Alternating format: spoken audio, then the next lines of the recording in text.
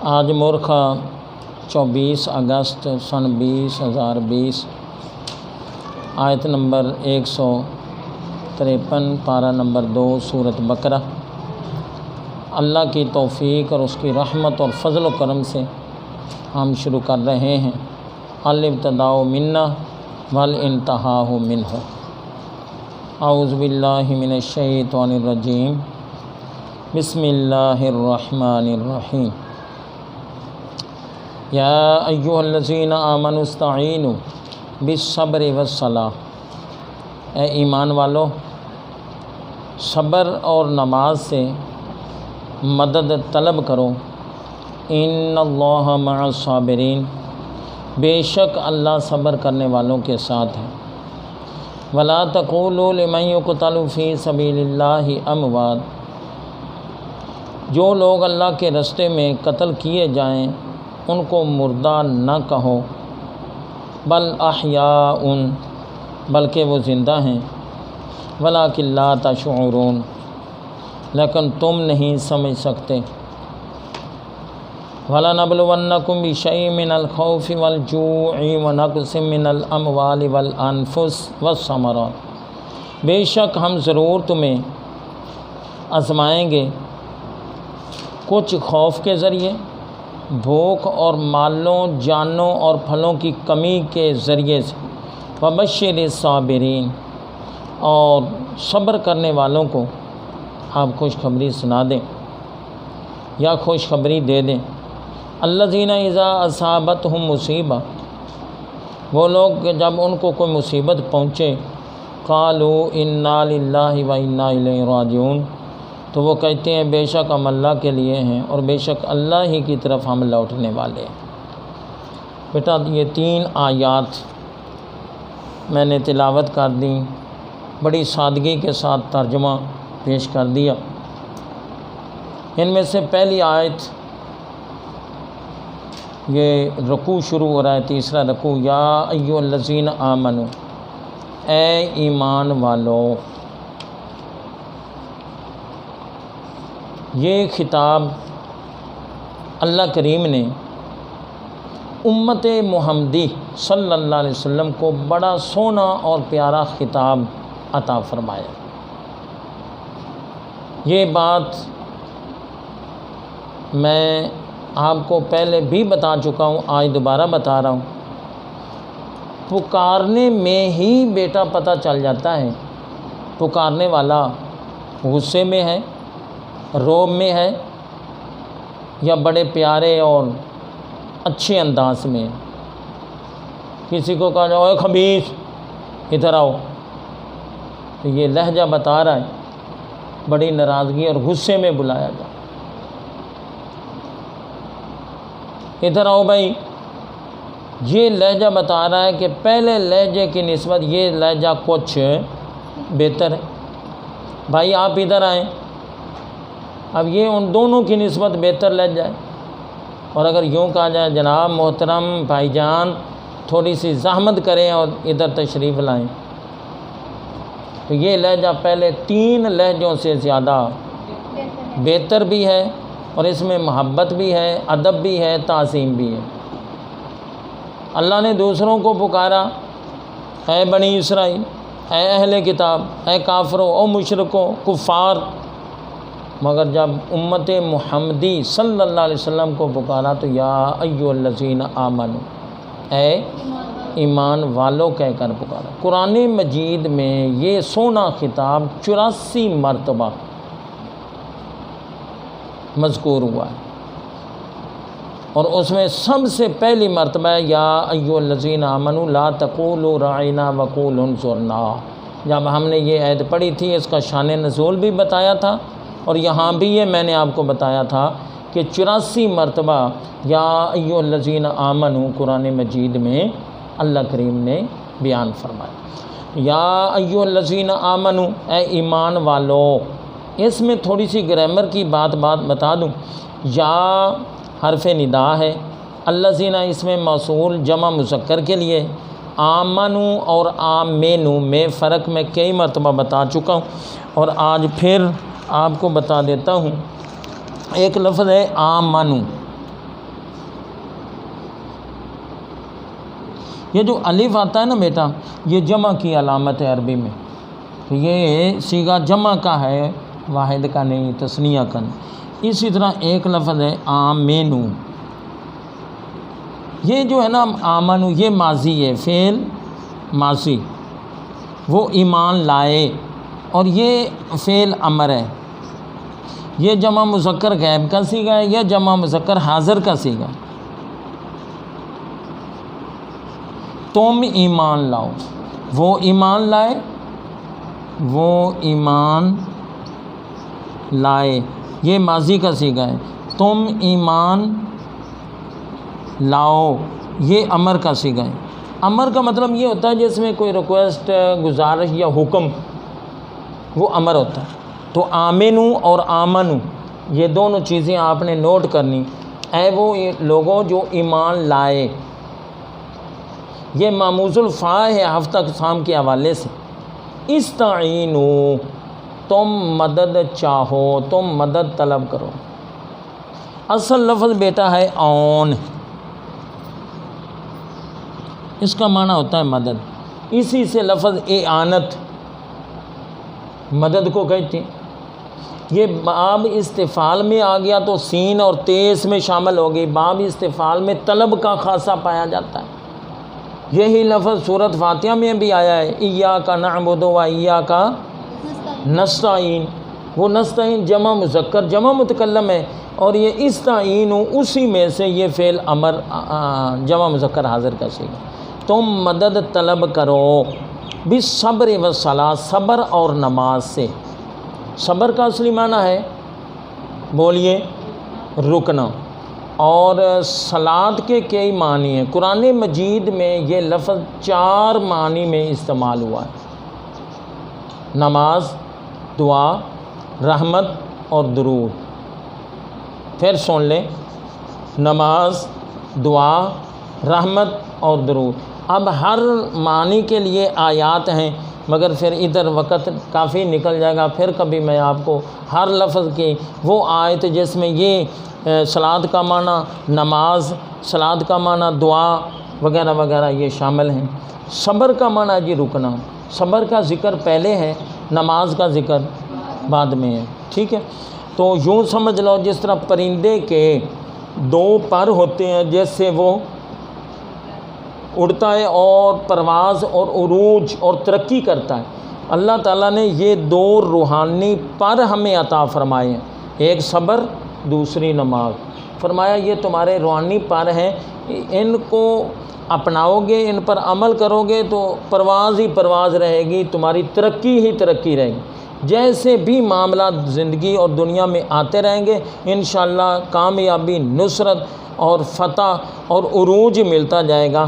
وہ ایک پر روحانی جو ہے وہ صبر ہے، دوسرا نماز ہے۔ نماز کی نسبت بھی صبر کو پہلے کیوں رکھا گیا ہے؟ اس لیے کہ نماز تو بیٹا 24 گھنٹوں میں صرف 5 فرض ہے نا، یوں سمجھ لو گھنٹے 2 گھنٹے کے بعد نماز کا مرحلہ اور مقام آتا ہے، مگر صبر جو ہے وہ ایک ایک لمحہ زندگی کا اور ایک ایک قدم پر صبر کا جو ہے نا وہ میدان آتا ہے اور مقام آتا ہے۔ تو صبر جو ہے وہ زیادہ اس کے مواقع ہیں اور زیادہ مشکل ہے، اس لیے صبر کا ذکر پہلے ہے اور نماز کا ذکر بعد۔ ان اللہ مع الصابرین، بے شک اللہ، یہاں اللہ ہو نہیں آیا، ان اللہ آیا ہے، یہ تاکید ہے۔ ان حروف مشبہ بالفعل میں سے اس کا ما بعد منصوب ہوتا ہے۔ مع الصابرین یہ مرکب اضافی ہے، مع یہ مضاف ہے اور الصابرین یہ مضاف الیہ ہے۔ بے شک اللہ صبر کرنے والوں کے ساتھ۔ اچھا جی آپ ہی بتائیں بیٹا، کیا رب کوئی ایسی جگہ ہے جہاں نہیں ہے؟ اللہ تو ہر جگہ میں ہے۔ جب ہر جگہ میں ہے تو اس کا مطلب یہ ہر ایک کے ساتھ ہے، تو پھر یہ کیوں فرمایا کہ اللہ صبر کرنے والوں کے ساتھ ہے؟ تو بیٹا ذہن میں رکھ لینا، اللہ کافروں کے ساتھ بھی ہے، اللہ مومنوں کے ساتھ بھی ہے۔ کسی کے ساتھ غضب کے انداز میں ہے، عذاب کے اور ناراضگی کے انداز میں، کسی کے ساتھ رضامندی، نصرت کامیابی اور مدد کے انداز میں۔ یہ جو ہے تو بتا رہی نا ان اللہ مع الصابرین، بے شک اللہ صبر کرنے والوں کے ساتھ ہے، تو اس کا مطلب یہ رب کی رحمت صابروں کے ساتھ ہے، رب کا فضل وہ صابروں کے ساتھ ہے، رب کائنات کی نصرت غیبی صابرین کے ساتھ ہے، ورنہ اللہ تو ہر جگہ میں اور ہر ایک کے ساتھ۔ تو صابرین یہ صابر کی جمع ہے، صابرون یہ اسم فاعل ہے، اور صابرین یہ اس کی جمع ہے نسبی اور جری حالت میں، اور اسی کی رفعی حالت میں صابرون آئے گا، بے شک اللہ صبر کرنے والوں کے ساتھ۔ آگے جی ولا تقولوا تم نہ کہو، لا تقولوا تم نہ کہو، بیٹا یہ جو لفظ ہے لا تقولوا یہ لفظ قول سے نکلا ہے، کیسے؟ قول۔ اب اس سے نکلنے والے آپ دیکھنا کتنے الفاظ ہیں۔ پہلی بات تو یہ قول کی جمع ہے اقوال، اسی سے لفظ نکلا ہے قائل کہنے والا، اور مقول جو کہا گیا ہو، جو بات بولی گئی اس کو مقول کہتے ہیں، ٹھیک ہے۔ اور یہی جو قول ہے اس سے ہی قل، یہ بار بار قرآن مجید میں لفظ آیا ہے، قل، قالا یہ بہت آیا ہے، اور قالت یہ بھی بہت آیا ہے۔ یہ میں عام لفظوں میں بتا دوں، مرد کے لیے قالا ہے کیونکہ یہ واحد مذکر غائب کا صیغہ ہے، اور عورت کے لیے قالت ہے۔ یہ آپ حدیث سے پڑھ کر دیکھ لیں تو جہاں کوئی راوی مرد ہے نا، حضرت ابو ہریرہ، ابو بکر صدیق، سعد بن ابی وقاص، اسی طرح ابن عباس، عبداللہ ابن عمر وغیرہ وغیرہ، وہاں لفظ قالا آیا، اور حضرت اماں عائشہ پاک، ام سلمہ، حضرت خدیجہ الکبریٰ اور حضرت عائشہ پاک اس قسم کا آیا تو وہاں قالا نہیں بلکہ قالت آیا ہے۔ یہ گرامر کے اصول ہیں، میں مختصر اور سادگی میں آپ کو بتا رہا ہوں۔ تو اللہ فرما رہا ہے ولا تقولوا، یہ فعل نہیں ہے، یہ جو فعل نہیں ہوتا ہے نا حقیقت میں یہ بھی امر ہے، یہ بھی۔ میں آپ بچوں میں سے کسی ایک کو کہوں چلو پانی لے آؤ، یہ کیا ہے؟ امر ہے۔ اور بچوں شور نہ مچاؤ، یہ کیا ہے؟ یہ بھی امر ہے۔ کام کرنے کا حکم دینا اور کسی کام سے روکنا، منع کرنا، یہ بھی امر ہے۔ تو ولا تقولوا تم نہ کہو، لمن اس کے لیے، من اور من میں یہ فرق ہے۔ من جو ہے نا بیٹا یہ اسم ہے، اور من جو ہے یہ حرف ہے، فعل نہیں، یہ حرف جار ہے، جر، اور یہ من جو ہے یہ اسم ہے۔ نہ کہو تم اس کے لیے یقتلو جو قتل کیا جائے، یہ فعل مضارع مجہول ہے۔ مجہول وہ ہوتا ہے جس میں کام کرنے والے کا پتہ نہ ہو، معروف وہ ہوتا ہے جس میں کام کرنے والے کا پتہ ہو۔ نہ کہو تم ان لوگوں کے لیے جو قتل کیے جائیں فی سبیل اللہ، اللہ کے رستے میں، فی سبیل اللہ، یہ فی حرف جر ہے اس لیے سبیل لام کے نیچے اس نے زیر دی ہے، اللہ کے رستے میں۔ اب اللہ کے رستے سے مراد کیا ہے؟ اللہ کی رضا کے لیے، نام و نمود، شہرت، حصول مال غنیمت یا حصول شہرت یا اپنی بہادری کے جوہر دکھانے کے لیے۔ اگر لڑتے لڑتے قتل ہو گیا ہے تو وہ فی سبیل اللہ میں قتل نہیں ہوا۔ قرآن نے مختصر بتا دیا اللہ کے رستے میں، اللہ کی رضا کے لیے، صرف اسلام کی سر بلندی کے لیے، صرف دین کے لیے، اللہ اور اللہ کے رسول کی رضا کے لیے، جو میدان جنگ میں کافروں کے ساتھ لڑتے لڑتے کافروں کے ہاتھوں سے قتل ہو جائیں، اللہ فرماتا ہے اس کو نہ کہو اموات، یہ موت کی جمع ہے، ان کو مردہ نہ کہو، ان کو مردہ، بل احیاء بلکہ وہ زندہ ہیں، حیٌ کی جمع ہے احیاء۔ اب میں اگر آپ سے یہ سوال کروں، اس آیت میں دو لفظ متضاد آئے ہیں، وہ کون کون سے ہیں؟ شاباش، اموات اور احیاء۔ اموات اور دونوں جمع ہیں، موت اور حیون۔ تو فرمایا جو اللہ کے راستے میں قتل کیے جائیں انہیں مردہ نہ کہو، بل احیاء، بلکہ وہ زندہ ہیں، ولکن لا تشعرون، لیکن تم نہیں سمجھتے۔ تم یہ ولکن لا تشعرون، یہ لفظ شعور سے نکلا ہے۔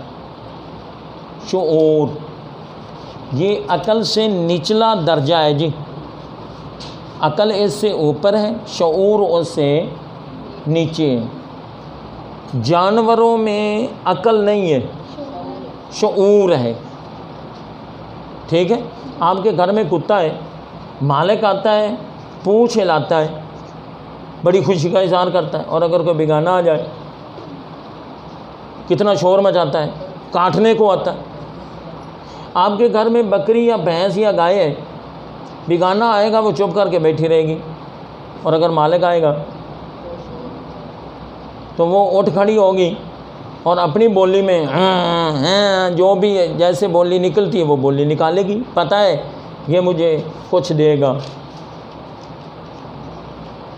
دو برتنوں میں ایک میں مٹی رکھ دو اور ایک میں چارہ رکھ دو، جانور مٹی کو نہیں کھائے گا بلکہ، تو یہ مٹی اور چارے میں اپنے اور بیگانے میں جو فرق کرنے والی اس جانور کے اندر ہے وہ شعور ہے،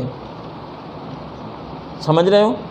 تو ویسے یہاں سے مراد یہی ہے سمجھ، تم نہیں سمجھ سکتے، تمہارے شعور سے بالا تر ہے ان کی زندگی، تمہاری فہم، عقل، تمہارے تصور اور تمہارے قیاس سے ان لوگوں کی زندگی بالا تر ہے جو اللہ کے راستے میں قتل کیے جاتے ہیں۔ وَلَنَبْلُوَنَّكُمْ بِشَيْءٍ مِّنَ الْخَوْفِ، ہم ضرور تمہیں آزمائیں گے، ہم ضرور تمہیں، اللہ فرماتا ہے ہم تمہارا دنیا میں امتحان لیں گے۔ مولا کیسے؟ من الخوف، کچھ خوف دے کر، والجوع، بھوک دے کر، قحط سالی، فصلوں کا کم ہونا، نہ ہونا، تباہ ہو جانا۔ یہ 5-7 سال ہوئے، آپ کو پتہ ہے پکی ہوئی فصلیں اولے پڑے تھے بڑے زبردست اور سب فوراً کی فوراً تباہ و برباد ہو گئیں۔ یہ اللہ کی طرف سے آزمائشیں ہیں۔ فرمایا خوف، بھوک، ونقص من الاموال، مالوں میں کمی، تجارت میں کبھی منافع ہو گیا کبھی نقصان ہو گیا، والانفس، جانوں میں کمی، کوئی بیمار ہو گیا، کوئی فوت ہو گیا وغیرہ، کوئی گم ہو گیا، والثمرات، اور پھلوں کی کمی۔ یہ ہے اللہ فرماتا ہے وہ میدان کسی نہ کسی ذریعے سے ہم تمہیں آزماتے رہیں گے، یا خوف دے کر یا بھوک دے کر، پھلوں، مالوں اور جانوں کی کمی دی۔ وبشر الصابرین، جو ان مختلف آزمائشوں میں صبر کا دامن پکڑے گا، اے نبی علیہ السلام آپ ایسے صبر کرنے والوں کو خوشخبری سنا دیں۔ اب خوشخبری کس کی؟ جنت کی خوشخبری، رب کے راضی ہونے کی خوشخبری اور اس کے ہدایت پر قائم رہنے کی خوشخبری آپ اسے سنا دیں۔ الذین اذا اصابتہم مصیبہ، اب صابرین کون ہیں؟ قرآن مجید صابرین کا تعارف یوں کرا رہا ہے، وہ لوگ اذا اصابتہم مصیبہ، جب ان کو کوئی مصیبت پہنچتی ہے، مصیبت، کوئی مصیبت، اصابت یہ مؤنث کا اس لیے فعل آیا بیٹا، مصیبت مؤنث ہے کیونکہ تا آخر میں آ گئی، اور تا آخر میں آ جائے تو عربی میں وہ مؤنث ہوتا۔ جب ان کو کوئی مصیبت پہنچتی ہے یا پہنچے، قالوا انا للہ و انا الیہ راجعون، تو وہ کہتے ہیں بے شک ہم اللہ کے لیے اور ہم بے شک اسی اللہ ہی کی طرف لوٹنے والے ہیں۔ حضرت ام المومنین، پہلے میں یہ حدیث پاک جو مسلم شریف کی بیان کرنے سے پہلے ایک مسئلہ بتا دوں۔ ہمارا ذہن پتہ کیا بنا ہوا ہے؟ ہم یہ کہتے ہیں کہ کوئی فوت ہونا، صرف فوتگی پر انا للہ و انا الیہ راجعون پڑھنا چاہیے، یہ تصور ہم نے بنایا ہوا ہے، حالانکہ ایسا قرآن و حدیث میں ایسا نہیں ہے۔ لو سنو حدیث پاک مسلم شریف، یہ حدیث پاک مسلم شریف میں موجود ہے اور الدر المنصور میں موجود ہے، جلد اول اور صفحہ نمبر 156 اور مسلم شریف میں موجود ہے۔ حضرت ام سلمہ رضی اللہ تعالیٰ عنہ ام المومنین زوج النبی صلی اللہ علیہ وسلم فرماتی ہیں کہ نبی پاک صلی اللہ علیہ وسلم آپ ہر مصیبت کے وقت جو ہے وہ انا للہ و انا الیہ راجعون پڑھا کرتے تھے، حتیٰ کہ چراغ جلتے جلتے گل ہو جاتا، بجھ جاتا، تو اس موقع پر بھی آپ انا للہ و انا الیہ راجعون۔ اور ایک روایت میں یوں آتا ہے، اے عائشہ یہ چراغ جو بجھ گیا، ہر وہ شے جو مومن کو پریشان کرے، صدمہ پہنچائے، خواہ وہ تھوڑی ہو یا زیادہ ہو، فَهُوَ مُصِیبَةٌ، تو وہ مصیبت ہی ہے، اور ہر مصیبت میں اس کو انا للہ و انا الیہ راجعون پڑھنا چاہیے۔ حضرت ابو ہریرہ رضی اللہ تعالیٰ عنہ، یہ الدر المنصور کے حوالے سے پیش کر رہا ہوں، جلد نمبر 1 اور صفحہ نمبر 156، حضرت ابو ہریرہ فرماتے ہیں کہ نبی پاک صلی اللہ علیہ وسلم رسی ٹوٹ جاتی یا جوتے کا تسمہ ٹوٹ جاتا تو اس پر بھی آپ انا للہ و انا الیہ راجعون پڑھا کرتے تھے۔ تو معلوم یہ ہوا کہ ہر چھوٹی یا بڑی مصیبت یا پریشانی یا دکھ پر انا للہ و انا الیہ راجعون پڑھنا چاہیے۔ میں نے مدارج النبوت میں پڑھا تھا اور سیرت رسول عربی میں بھی کہ نبی پاک صلی اللہ علیہ وسلم کی امت کی جو خصوصیات ہیں ان میں سے ایک خصوصیت یہ بھی ہے کہ اللہ نے اس امت کو یہ انا للہ و انا الیہ راجعون مصیبت کے وقت پڑھنے کی اللہ نے حکم دیا ہے۔ یہ پہلی امتوں میں سے کسی کو یہ نہیں تھا، ٹھیک ہے؟ اور ہر وہ مصیبت جس میں یہ پڑھا جائے انا للہ و انا الیہ راجعون، اللہم اجرنی فی مصیبتی واخلف لی خیرا منہا، پھر سن لیں آپ، انا للہ و انا الیہ راجعون، اللہم اجرنی فی مصیبتی واخلف لی خیرا منہا۔ میں لکھ دیتا ہوں، انا للہ و انا الیہ راجعون تو آتا ہی ہے آپ کو، اللہم اجرنی فی مصیبتی واخلف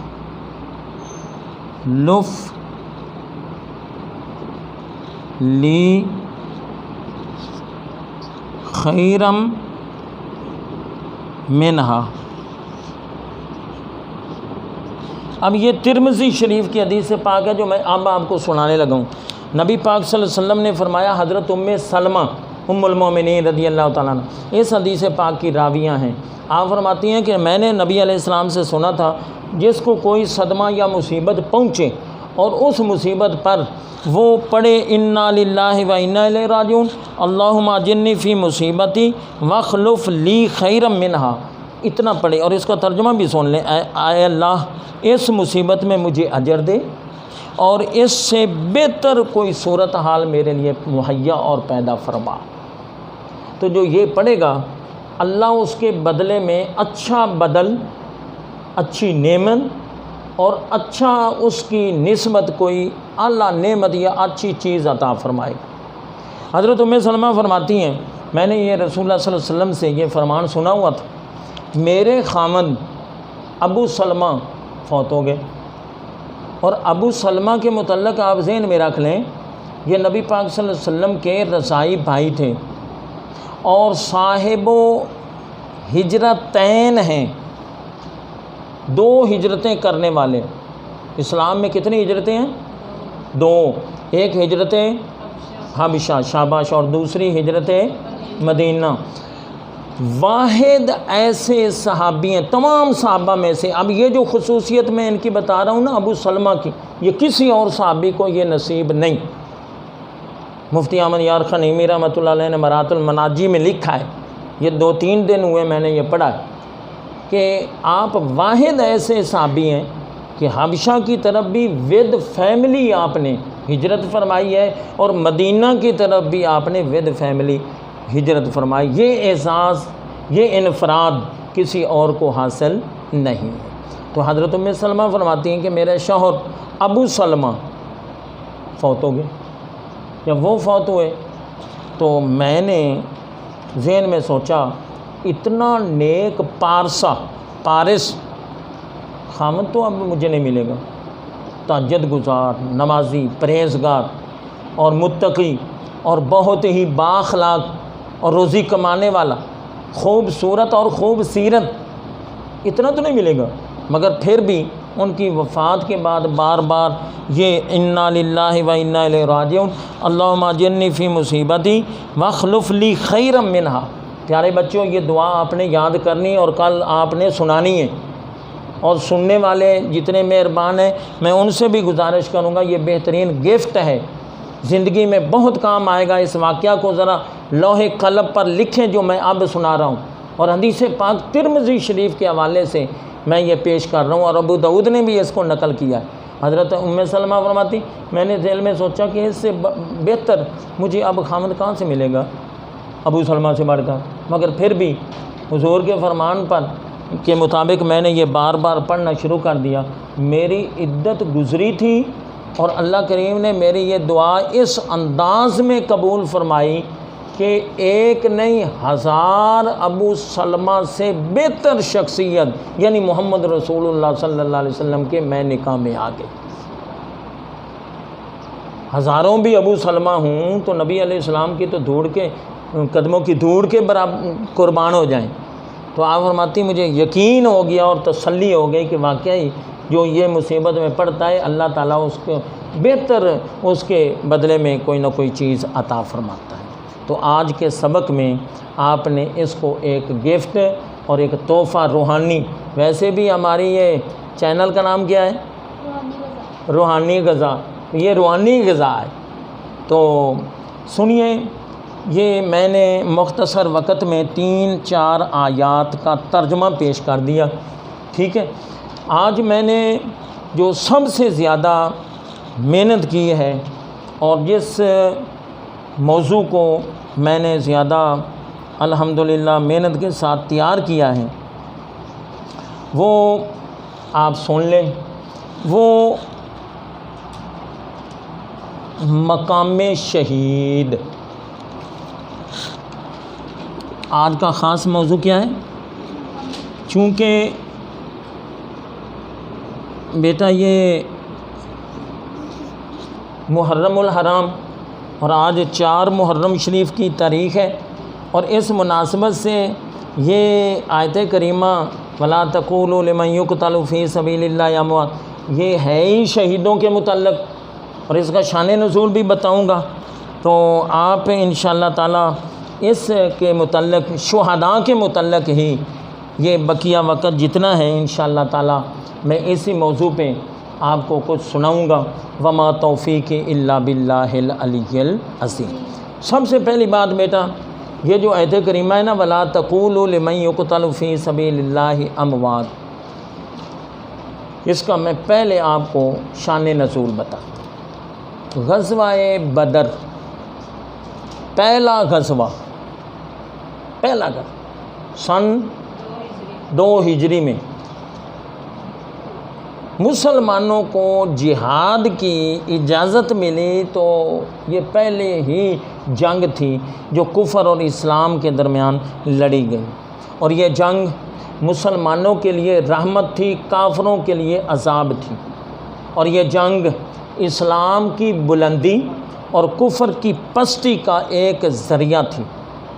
اس جنگ نے اسلام کو جوان کر دیا اور کفر کے جو ہے نا وہ ہڈیاں توڑ دی۔ نبی پاک صلی اللہ علیہ وسلم نے جنگ سے پہلے فرما دیا تھا یہاں فلاں کافر گرے گا، یہاں فلاں ختم ہوگا، یہاں فلاں۔ تاریخ بتاتی ہے جو نشان نبی علیہ السلام نے بتائے تھے نا، ایک بال کے برابر بھی جس کا نام لیا تھا وہ کافر وہیں گرا، بال کے برابر بھی آگے پیچھے نہ ہوا۔ پھر بھی لوگ کہیں جی ان کو پتہ نہیں یا ان کے پاس علم غیب نہیں، بھئی پھر لوگوں کی مرضی ہے. ہاں جی، ایسی روشن مثالیں، ادھر سے سورج نکل رہا ہو اور دھوپ بھی لگی ہوئی ہو اور کوئی یہ کہہ دے سورج نہیں نکلا ہوا تو پھر کہتا پھرے. ایسے آدمی کو پھر کون جو ہے نا سمجھائے گا؟ ایسی مثالیں قرآن و حدیث میں ہیں، اور پھر یہ کہے جی ان کو تو کوئی علم ہاں اتنی بات ضرور میں عرض کروں گا، ذرہ کے برابر بھی میرے نبی کے پاس علم نہیں ہے ذاتی، اپنا کمایا ہو یا اپنی طاقت اور بال بوتے نہ، جتنے کمالات علم غیب ہو یا باقی ہوں وہ سب میرے رب کائنات نے میرے نبی علیہ السلام کو عطا فرمائے، عطائی ہے. اللہ کا علم غیب وہ ذاتی ہے، ہمارے نبی کا علم غیب وہ عطائی ہے. بس یہی چیز فرق کرنے والی. چلو اس موضوع پہ پھر کبھی انشاءاللہ. تو 14 صحابہ اس غزوہ بدر میں شہید ہوئے. اب یہ باتیں قابل غور ہیں، آپ سنتے بھی جائیں اور ساتھ ساتھ لکھتے بھی جائیں. یہ جو 14 صحابہ 70 کافر قتل ہوئے تھے، بڑا عجیب مرحلہ نہیں آ گیا؟ بڑا عجیب.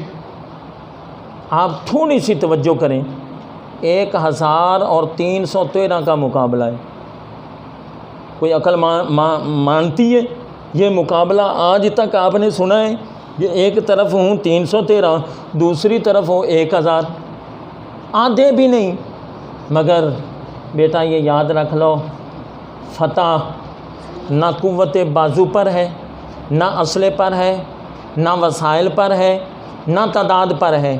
فتح وہاں ہے جہاں رب کی رحمت ہے، جہاں حق ہے وہاں فتح ہے، جہاں رب کی رحمت ہے وہاں فتح ہے، جہاں رب کا فضل ہے وہاں فتح ہے، جہاں اخلاص ہے وہاں فتح ہے. تو اخلاص ادھر تھا، رضا الہی ادھر تھی، تقوی ادھر تھا، اسلام ادھر تھا، حق ادھر تھا، رضا الہی ادھر تھی. تو پھر نصرت، رحمت اور فتح بھی ادھر آنی. تو بہرحال یہ بھی ایک الگ موضوع ہے. 14 صحابہ 313 والوں کے افراد کتنے شہید ہوئے؟ 14. اور 1000 والوں کے کتنے ہوئے؟ 70. اب آپ اندازہ لگا لیں. چاہیے تو یہ تھا کہ جن کی 1000 تعداد ہے ان کے 2 آدمی قتل ہوتے، اور جن کے 313 ہیں ان کے چلو 14 ہو جاتے. مگر نہیں، یہ جو 14 شہید ہوئے ہیں 8 انصاری تھے. اب میں ان کے نام اگر بتانے بیٹھ جاؤں تو پھر میرا باقی مواد رہ جائے گا. اور 6 مہاجرین تھے. یہ 14 تعداد جو کہ یہاں اپنا شہید ہوئے. تو ان کے متعلق بعد نے لوگوں نے اور مختلف افراد نے کہ لو جی وہ تو مارے گئے، وہ تو ختم ہو گئے. 14 کے متعلق اللہ نے یہ عہد نازل کر کے فرمایا خبردار، جو اللہ کے راستے میں مارے جائیں، قتل ہو جائیں، انہیں مردہ نہ کہو بلکہ وہ زندہ ہیں. نہ کہو، کہا کیس سے جاتا ہے؟ بولیے، زبان سے. بولا کہ کیسے جاتا ہے؟ زبان سے. فرمایا زبان سے نہ مردہ کہو. سوچ سکتا تھا دماغ، چلو زبان سے نہیں، سوچا تو جا سکتا ہے نا. ٹانگ کہیں ہے، بازو کہیں ہے، سر کہیں ہے، باقی جسم کہیں ہے، تو سوچا تو جا سکتا ہے. دوسری آیت میں اللہ نے فرمایا وَلَا تَحْسَبَنَّ الَّذِينَ قُتِلُوا فِي سَبِيلِ اللَّهِ أَمْوَاتًا، سورۃ آل عمران آیت نمبر 169. فرمایا پہلے ہم نے پابندی کی تھی کہ ان کو مردہ نہیں کہنا، زبان پر پابندی. اب اللہ فرما رہا ہے خبردار ان کو مردہ گمان بھی نہیں کرنا، سوچنا ہی نہیں، تصور میں بھی نہیں لانا کہ یہ مردہ ہیں. سنیے، یہ تو اس کا شان نزول میں نے بتایا. اب شہید کسے کہتے ہیں؟ شہید کی تعریف کیا ہے سن لو. جو مارکائے جنگ میں کافروں کے ساتھ جنگ ہو رہی ہو اور ایسے میدان جنگ میں کافروں کے ساتھ لڑتا لڑتا کافروں کے مقابلے میں قتل ہو جائے فوراً، یا اتنا زخمی ہو جائے کہ اسی ہی میدان جنگ میں علاج مرہم پٹی کیے بغیر وہ اللہ کو پیارا ہو جائے تو وہ کیا ہے؟ وہ شہید کہلائے، اور یہ حقیقی شہید کہلائے گا۔ ویسے حدیث پاک میں کئی اور بھی شہید ہیں۔ تھوڑے دن ہوئے میں نے ایک حدیث پاک پڑھی مشکوٰۃ شریف میں، نبی علیہ السلام نے فرمایا 5 قسم کے افراد وہ شہید ہیں۔ اب میں اگر بیٹا اس حدیث کی وضاحت کروں تو وقت کافی لگے گا، مختصر میں بتا دوں کہ ہر چاند کے 13، 14 اور 15 کا روزہ رکھنے والا حدیث پاک کے حوالے سے وہ بھی شہید، باوضو جس کو موت آ جائے۔ یہی آج ایک تحفہ آپ رکھ لینا روحانی غذا کا۔ اللہ تعالیٰ آپ کو اور مجھے ہمیشہ باوضو رہنے کی توفیق دے۔ جس کی باوضو موت آ جائے وہ بھی شہید ہے، اور جو 13، 14، 15 کا روزہ رکھے وہ بھی شہید ہے۔ جو عورت بچہ کے جننے کے وقت فوت ہو جائے وہ بھی شہید ہے۔ جو طاعون کی بیماری میں مر جائے وہ بھی شہید ہے۔ جو دیوار اوپر نیچے گرے اچانک مر جائے اور اچانک حادثاتی موت میں مر جائے وہ بھی شہید ہے۔ جو پانی میں غرق ہو کر مر جائے وہ بھی شہید ہے۔ جو آگ میں جل جائے اور مر جائے وہ بھی شہید۔ یہ حکمی شہید ہیں۔ حقیقی شہید وہ ہے جو کافروں کے مقابلے میں جو ہے نا وہ قتل ہو جائے۔ لو جی، اتنا مختصر بتانے کے بعد اب جو بات میں بتا رہا ہوں بڑی توجہ کے ساتھ آپ نے سننی۔ قرآن نے بتایا ہے کہ شہید، بولیے سارے بولے نا، شہید زندہ ہے۔ زندہ ہونے کے باوجود اس پر کچھ شریعت کے احکام بھی لاگو ہیں۔ یہ بڑی ایک علمی گفتگو ہے، امید ہے توجہ سے آپ بھی سنیں گے اور باقی بھی سننے والے ویڈیو کے ذریعے سے میری اس محنت کو انشاءاللہ سراہیں گے۔ باوجود اس بات کے کہ شہید زندہ ہے، قرآن پاک سے ثابت۔ جو ان کو زندہ نہ سمجھے وہ قرآن کا منکر ہے، اور جو قرآن کا منکر ہے وہ اسلام سے خارج۔ مگر اس کے باوجود شریعت کے کچھ احکام شہید پر بھی لاگو ہوتے ہیں۔ مثلا شہید کی نماز جنازہ پڑھی جاتی ہے کہ نہیں؟ بولیے، پڑھی جاتی۔ شہید کو غسل نہیں، کفن نہیں، خون و خون ہیں کپڑے اس کے، فرمایا اسی خون اور اسی لت پت کپڑوں کے ساتھ اس کو دفن کرو، اس لیے کہ جس حالت میں انسان مرتا ہے قبر سے قیامت کے دن اٹھے گا تو اسی حالت میں اٹھے گا۔ مشکوٰۃ شریف کی حدیث بات جلدی سے آپ کو سنا دیتا ہوں، ٹائم تھوڑا ہے۔ حج کے دوران ایک آدمی نے احرام باندھا ہوا ہے، لبیک اللہم لبیک پڑھتے پڑھتے فوت ہو گئے۔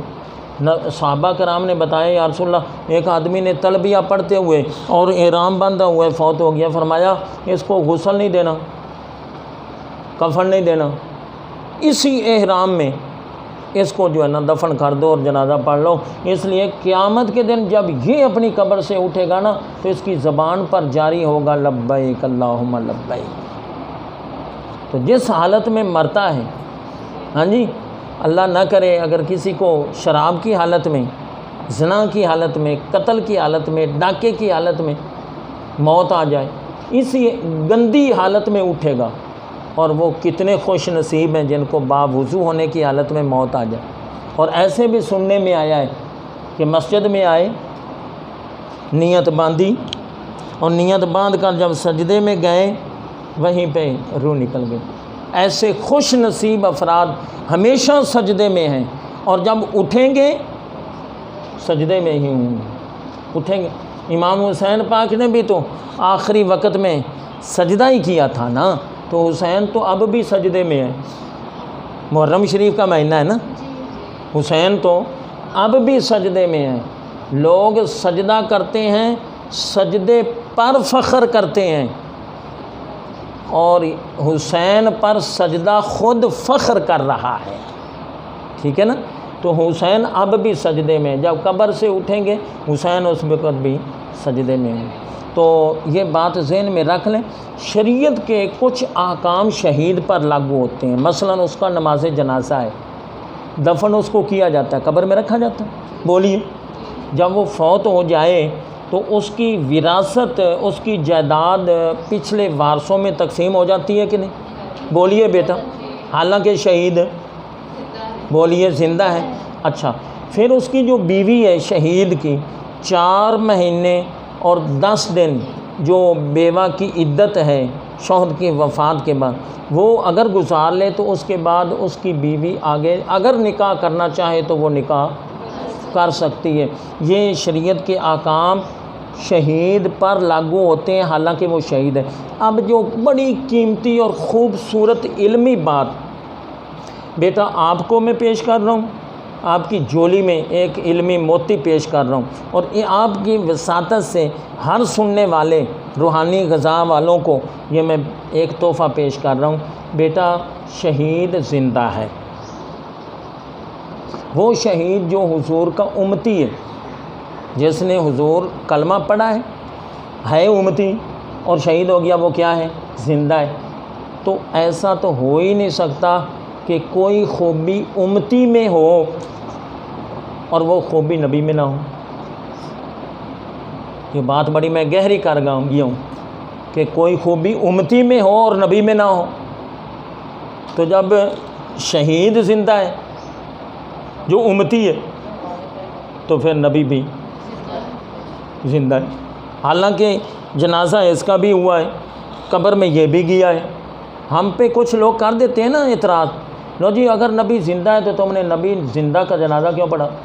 اگر نبی زندہ تھا تو پھر نبی زندہ کو تم نے قبر کو کیوں کیا؟ ہم یہ کہیں گے، یہ الزامی جواب دے رہا ہوں کہ بولو شہید زندہ ہے کہ نہیں؟ زندہ ہے۔ جب شہید زندہ ہے تو اس کا جنازہ کیوں ہے؟ امام شافعی ویسے فرماتے ہیں شہید کا جنازہ بھی نہیں، کیونکہ گناہوں سے وہ بالکل پاک ہو گیا، مگر امام اعظم ابو حنیفہ فرماتے ہیں نہیں، جنازہ ہے۔ اس کی وجہ یہ جنازہ تو نبی علیہ السلام کا بھی پڑھا گیا، حضور تو معصوم ہیں، اور اس سے ہٹ کر چھوٹی بچی اور بچے کا بھی نماز جنازہ پڑھا جاتا ہے حالانکہ وہ بھی معصوم ہے۔ تو جس طرح چھوٹے بچی اور بچی کا جنازہ ہے اور نبی علیہ السلام کا تو شہید کا بھی جنازہ ہے، ٹھیک ہے۔ تو اب میں جو بات ایک اور انداز میں بتانا چاہتا ہوں بڑی پیاری، ذرا توجہ سے سنو، اور وہ یہ ہے کہ شہید زندہ ہے، شہید کی زندگی سے نبی کی زندگی زیادہ قوی ہے۔ وہ کیسے؟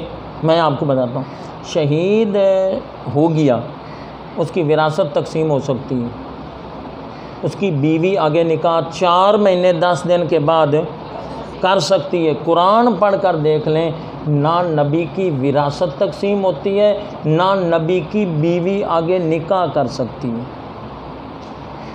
تو جس کی وراثت بھی تقسیم ہو رہی، بیوی بھی آگے نکاح کر لی، جب وہ زندہ ہے تو جن میں یہ 2 چیزیں یعنی نہ وراثت تقسیم ہو نہ اس کی بیوی آگے نکاح کرے تو وہ نبی کیوں نہیں زندہ؟ پھر امتی کا جو کمال ہے وہ نبی میں پہلے ہوتا ہے تو امتی کو کمال ملتا ہے۔ تو یہ چند باتیں میں نے آپ کو بتا دیں۔ اب شہید کے سلسلے میں ایک سوال اور جواب میں پیش کر رہا ہوں بڑا قیمتی، وہ یہ ہے، دیکھا گیا ہے کئی شہید کو 5 سال 10 سال کے بعد جب ان کی قبریں کسی حوالے سے مجبوری کے تحت اگر کھودی گئیں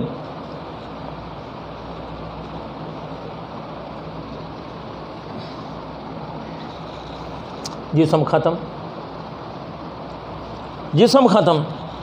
اور جسم سے بعض اوقات سمیل بھی آ رہی، صرف ہڈیاں ہی ہڈیاں ہیں، قرآن فرما رہا ہے شہید زندہ ہے، تو یہ بات پلے باندھ لینا۔ ایسے لوگ جن کا مقصد مال حاصل کرنا، نوکری حاصل کرنا، کوئی گورنمنٹ سے انعام اور تحفہ لینا، اپنی واہ واہ اور بلے بلے کرانا، ایسے مقاصد ہوں گے اور وہ قتل ہو جائے گا۔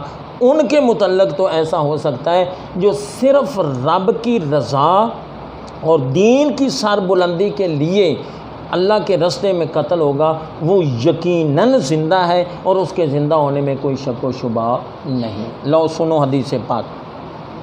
اب یہ جو حدیث پاک میں آپ کو پیش کر رہا ہوں نا، یہ موطا امام مالک رحمۃ اللہ علیہ کی حدیث پاک، اور یہ بھی آپ کو بتا دوں کہ حدیثوں کی کتابوں میں سب سے پہلی حدیث کی کتاب وہ موطا امام مالک ہے۔ یہ بخاری، مسلم، ترمذی، نسائی، ابو داؤد وغیرہ، نسائی، ترمذی، یہ سب کی سب باندھ کی ہیں۔ موطا امام مالک، اس کو موطا کہتے ہیں اسی لیے، امام مالک نے جب یہ لکھی مدینے کے علماء کو پیش کی اور کہا میاں اسے لتاڑو، اس کو بار بار پڑھو، اس کی تحقیق کرو، چھان بین کرو، یہ لتاڑی گئی علمی حوالے سے، اس کا نام ہی موطا ہو گیا۔ موطا مانا لتاڑی۔ تو موطا امام مالک کی حدیث پاک یہ صفحہ نمبر 483 میں یہ حدیث پاک ہے، سن لو۔ عمر بن جمو انصاری، عمر بن جمو انصاری اور عبداللہ بن عمر انصاری یہ غزوہ احد میں شہید ہو گئے تھے۔ تو ان دونوں کو ایک ہی قبر میں دفن کیا گیا، یہ مجبوری کے تحت ایک قبر میں دفن کیا جا سکتا ہے۔ تو کافی عرصہ گزرنے کے بعد پانی کا سیلاب آ گیا اور ان کی قبروں کے قریب پانی آ گیا، تو ان کی قبر جو ہے نا وہ کھودی گئی، اور کھودنے کے بعد ان دونوں کو نکالا گیا اور ان کے چہروں کی لوگوں نے زیارت کی، جسم ایسے تر و تازہ تھا، یوں محسوس ہوتا تھا یہ تو کل قبر میں آئے ہیں، اور اگر ہاتھ ایک کا ہٹایا ہے نا تو وہ فوراً ہاتھ اسی جگہ پر چلا گیا۔ اور ان کو شہید ہوئے یہ سیلاب کے وقت قبر سے جب نکالا گیا 46 سال ہو گئے تھے۔ کتنے سال؟ قرآن کا وعدہ سچا ہے کہ شہید ہے، زندہ ہے۔ اللہ اکبر۔ جس طرح شہید زندہ ہے، اس سے کئی درجہ زیادہ اللہ کا نبی زندہ ہے، اللہ کا۔ اب میں جلدی سے ایک ہی حدیث پاک سنا کر آگے لے چلتا ہوں، ٹائم ہو رہا ہے، بڑی جلدی سے۔ حضرت عبداللہ ابن عباس حبر الامہ، میرے نبی علیہ السلام کے چچا زاد بھائی اور ادب مصطفیٰ کے پیکر اور حامل نعلین مصطفیٰ صلی اللہ علیہ وسلم اور مفسر قرآن اول، یہ ان کی شانیں ہیں۔ یہ راوی ہیں، فرماتے ہیں ہم رسول اللہ صلی اللہ علیہ وسلم کے ساتھ جا رہے تھے، چلتے چلتے ایک وادی آئی ازرق، وادی کا نام کیا تھا؟ ازرق۔ آپ نے صحابہ سے پوچھا ہو میرے صحابہ یہ وادی کون سی؟ جی ازرق۔ پہلے تو یہ بتا دوں وادی کس کو کہتے ہیں؟ دو پہاڑوں کے درمیان جو تھوڑی سی جگہ نشیبی ہوتی ہے نا، تھوڑی سی گہری جگہ، اس کو وادی کہتے ہیں۔ تو یہ وادی کون سی ہے یا رسول اللہ؟ یہ ازرق ہے۔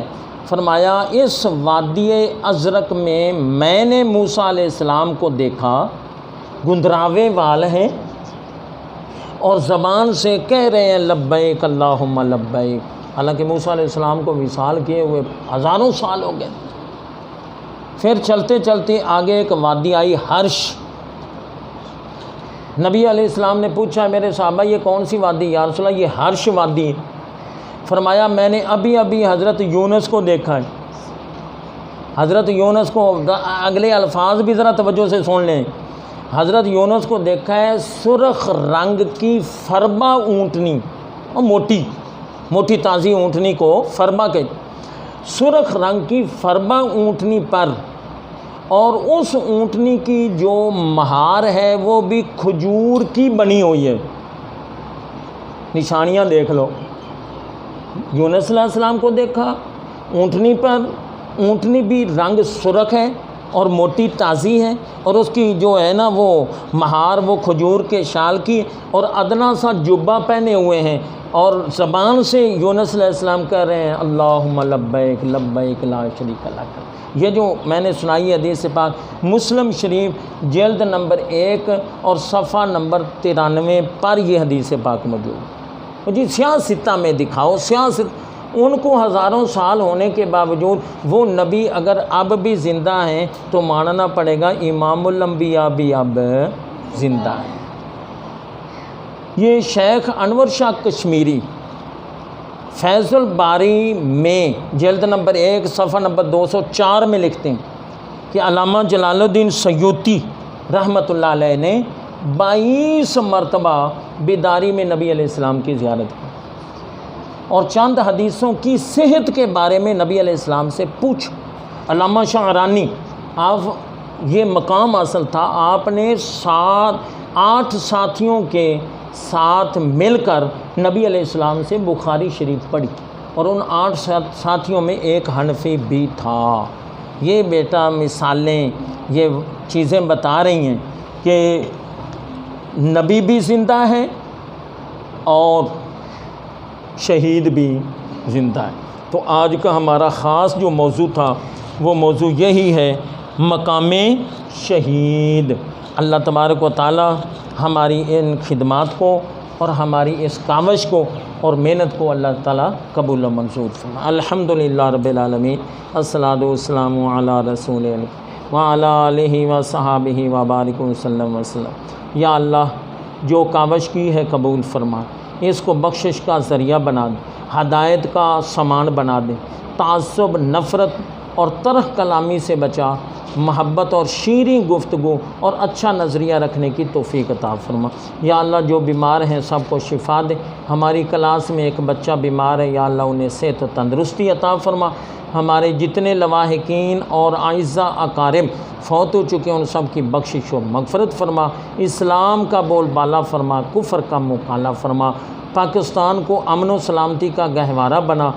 حب الوطن من الایمان، چونکہ وطن کی محبت بھی ایمان کا حصہ ہے، ہمارے ملک عزیز کو ترقیاں اور کامیابیاں عطا فرما۔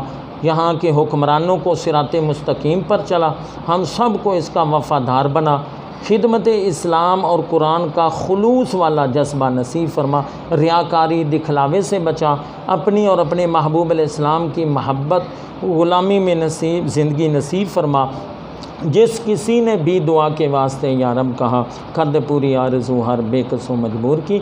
صلی اللہ علیہ حبیبہ وقاسم رزقہ ونور عرشہ سیدنا و مولانا محمد و آلہ وصحبہ اجمعین برحمتہ۔